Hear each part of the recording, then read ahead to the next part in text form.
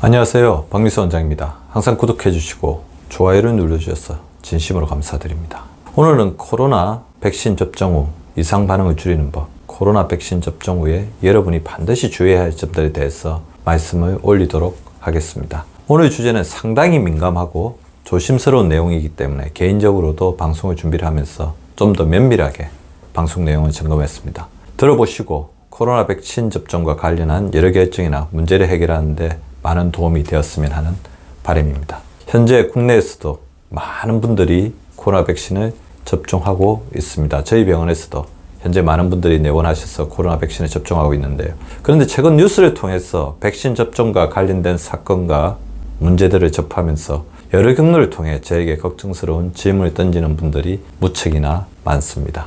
이렇게 백신 접종 부작용에 관한 뉴스를 접하면서 아예 백신 접종 자체를 포기하는 분들도 무척 많습니다. 그런데 백신 접종과 부작용에 대한 연관성은 아직 섣불리 단정할 수가 없습니다. 세계적인 학술지 네이처지의 최신 보도에 따르면 최근 문제가 되고 있는 심장 근육에 염증이 생기는 심근염의 경우도 백신 접종하고 심근염이 생긴 비율과 백신 접종을 하지 않은 사람들에서 생긴 비율을 조사했더니 오히려 백신을 접종한 사람의 발병률이 더 낮은 것으로 조사된 바도 있습니다. 백신 개발 제약사나 보건당국에서 접종 후 나타날 수 있다고 경고한 심근염조차도 반드시 백신으로 인한 부작용이라고 단정할 수 없는 상황이기 때문에 좀 더 면밀한 검토가 필요합니다. 물론 좀 더 면밀한 역학적 조사가 이루어진다면 이들의 상관성과 인과성이 확실히 밝혀지겠지요. 그러나 여기서 우리는 백신 접종을 결정하는데 중요한 한 가지 사항을 잘 생각해 보아야 합니다. 만약 접종을 하지 않아 내가 코로나에 걸린다면 어떻게 될까요?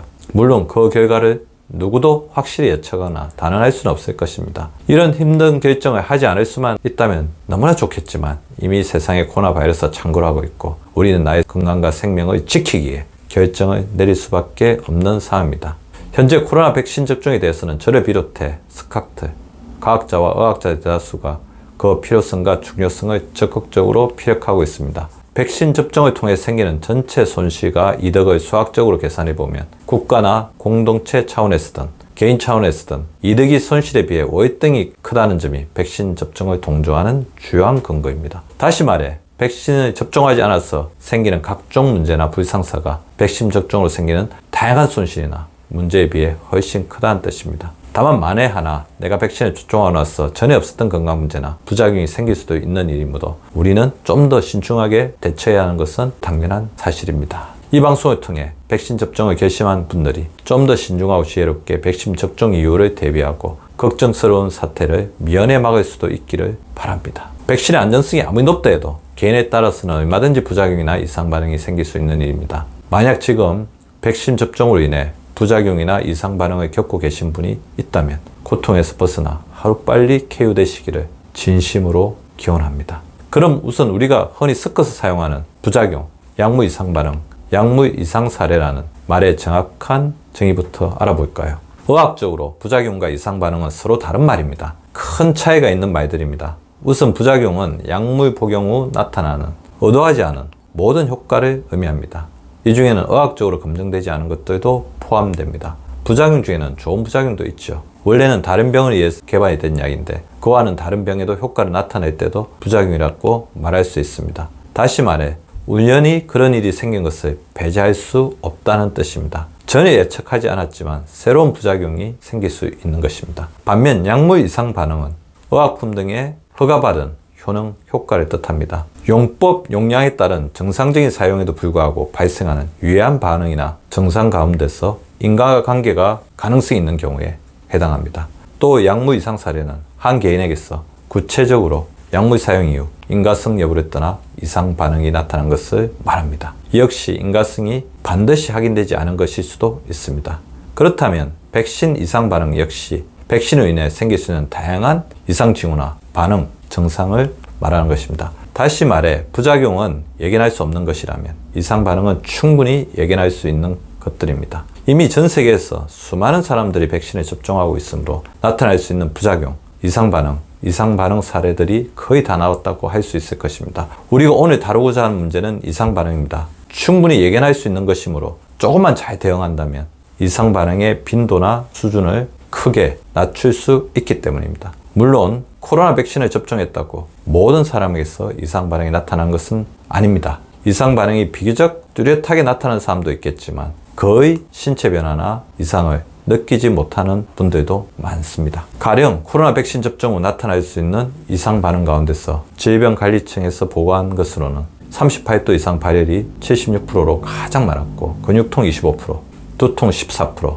메스꺼움 11%, 오한 10%, 어지러움 9%, 두드러기 9% 등이 있습니다. 발열 반응은 아주 일반적인 이상 반응이라고 할 수 있는 것입니다. 그런데 이런 이상 반응은 모두 면역 항체가 체내에서 만들어지면서 자연스럽게 나타나는 반응들이라고 할 수가 있습니다. 그 다음 여러분들이 반드시 알아야 할 것이 백신의 원리와 작용입니다. 백신 또는 예방주사는 항원, 즉 병원체, 만약 코로나 백신이라고 한다면 바로 코로나 바이러스이겠죠.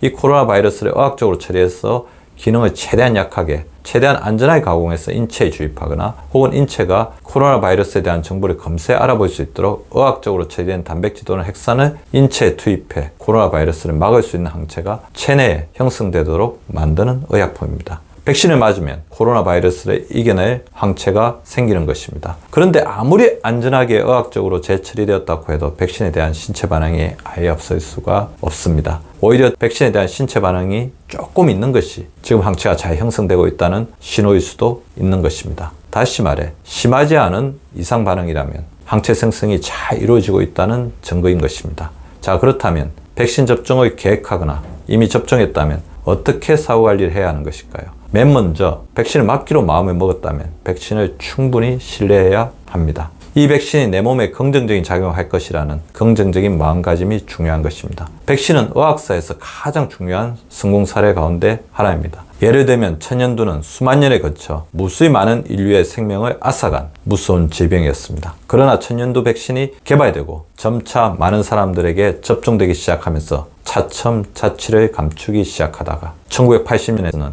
지구상에서 완전히 사라질 수 있었습니다. 물론 제 이런 설명이 반드시 여러분이 코로나 백신을 맞아야만 한다는 뜻은 아닙니다. 당연히 백신 접종은 자유의사에 따라 개인의 선택에 맡길 수밖에 없습니다. 백신 접종 후에 생기는 여러 문제나 백신 접종을 하지 않아서 생기는 문제 모두 다 자신이 겪고 책임져야 할 일들인 것입니다. 이 방송은 기본적으로 코로나 백신을 접종하기로 마음먹은 분들이 조금 더 안전하게 백신을 접종하고 사후관리를 하실 수 있도록 돕기 위한 것입니다. 자, 그럼 백신을 접종하겠다고 결심했다면 우리는 어떻게 해야 할까요? 어떤 것들을 준비하고 대비해야 할까요? 우선 백신을 접종하기로 결정했다면 더 이상 고민하거나 걱정하지 말아야 합니다. 여러분 모두 플라세보 효과라는 말을 들어보셨을 것입니다. 의사가 효과가 없는 가짜약 혹은 꾸며낸 치료법을 환자에게 제안하더라도 환자의 심리적 요인 덕분에 병세가 호전되는 현상을 뜻하는 것인데요. 최근 뇌과학 연구에서는 지금 내가 복용하거나 맞는 주사 약물이 내 병을 낫게 할 것이라고 믿거나 통증을 줄여줄 것이라고 믿는 마음가짐이 실제로도 긍정적인 영향을 미친다는 사실이 속속 밝혀지고 있습니다. 그러니 이왕 백신을 맞기로 결심했다면 이런 긍정적인 기대나 희망이 가져다주는 정진 효과를 누리는 것이 이득인 것입니다. 반대로 괜한 걱정으로 스트레스가 쌓이면 원치 않는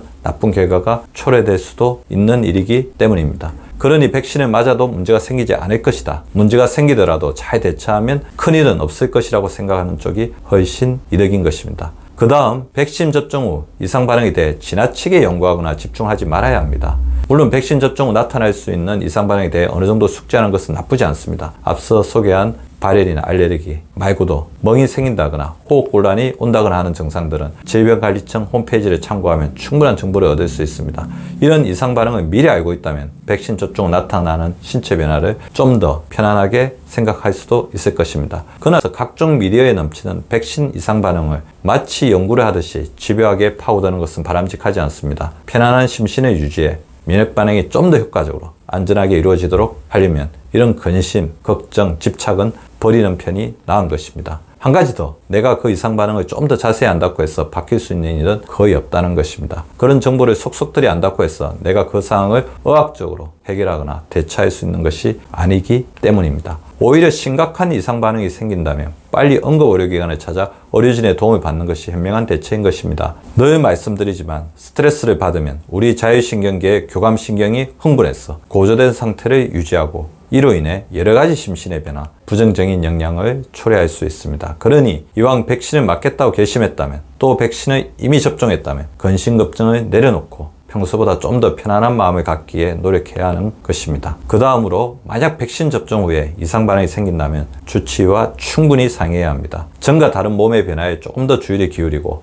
이상 반응이 심상치 않다면 빨리 주치의와 상의하거나 이상 반응을 처치할 수 있는 병원을 찾아야 하는 것입니다. 그런데 대부분의 이상 반응은 우리가 감기를 앓았을 때 증상과 일치합니다. 초기에 아스타미노펜을 복용해서 이상 반응을 줄이면 훨씬 쉽게 이 문제를 해결할 수 있습니다. 백신 접종 후에는 얼마든지 이상 반응이 생길 수 있는데 이를 괜찮겠지 하며 방치했다가 점점 더 증상이 심해져 걷잡을 수 없는 지경에 이를 수도 있습니다. 그런 후에는 더 많은 약물을 쓰거나 응급실을 찾아야 할 수도 있는 상황이 되는 것입니다. 따라서 초기에 아스타미노펜 약제를 복용해서 증상이 심해지는 것을 막는 것도 바람직한 방법 중에 하나일 수 있습니다. 또 평소와 같이 일상생활을 하되 너무 무리하지는 말아야 합니다. 우리 몸에 항체가 형성되는 과정에서 많은 에너지가 필요합니다. 다시 말해 자신의 남는 에너지를 잘 관리해야 항체가 형성되고 있는 몸에 부담을 주지 않을 수 있는 것입니다. 너무 신경 쓰며 조심할 필요는 없지만 평소보다는 조금 더 에너지를 비축하면서 항체 생성에 힘을 실어주어야 하는 것입니다. 그 다음으로는 당연한 일이지만 백신 접종 후에는 한동안 술을 마시지 말아야 합니다. 술을 마시면 몸에 여러 혼선이 생기면서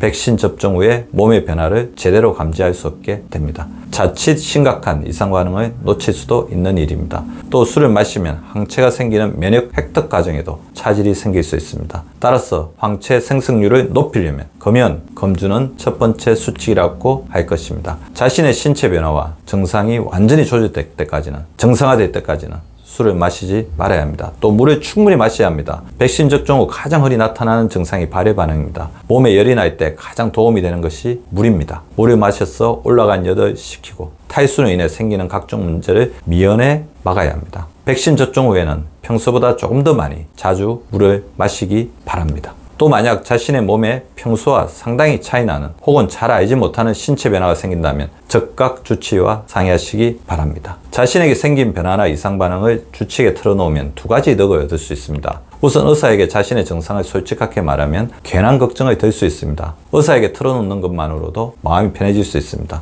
또 그것이 의료적 도움이 필요한 경우 그 결정을 훨씬 빠르고 정확하게 할 수 있습니다. 정확한 해결책을 찾아서 신속하게 대처할 수 있습니다. 또 백신 접종 후에 소화가 되지 않는 분들이 많습니다. 이런 분들은 주치의와 상의해 평소 자신이 먹어보고 효과를 보았던 소화제를 처방받는 것도 좋겠습니다. 또 우리 몸에 항체가 잘 생성되도록 하기 위해서는 영양 공급이 무엇보다 중요합니다. 백신 접종 후에는 평소보다 조금 더 영양에 신경을 쓰면서 소화가 잘 되면서도 탄수화물, 단백질, 지방이 고르게 균형 잡힌 식단으로 체력을 회복해야 합니다. 평소보다 더 많이 먹어야 한다는 것이 아니라 평소보다 좀 더 고르게 영양을 섭취하고 또 소화가 잘 되도록 충분히 스트레칭을 해주고 또 평소보다 조금 더 잠을 잘 수 있도록 노력해야 하겠습니다. 숙면이 취하면 체내에서 항체가 잘 생성이 됩니다. 또 에너지를 비축하고 여러 신체 기능을 높여 이상 반응을 이겨낼 수 있습니다. 마지막으로 한 번 더 당부드리지만 만약 예방접종을 결심하고 또 접종했다면 자신이 올바른 선택을 했다는 믿음을 가지시기 바랍니다. 뉴스에서 접하는 심각한 이상 반응은 희박한 사례일 뿐입니다.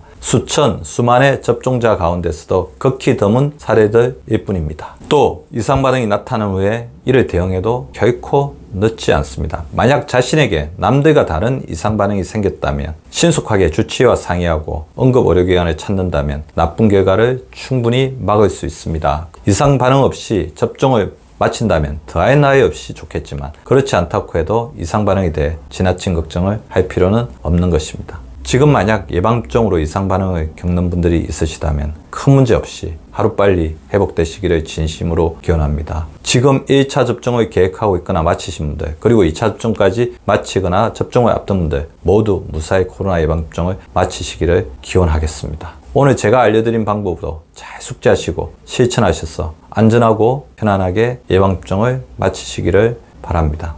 감사합니다. 구독과 좋아요는 박미수 박사 TV를 지속시키는 생명력입니다. 많이 구독해 주시고 좋아요를 눌러 주시기 바랍니다. 항상 감사드립니다.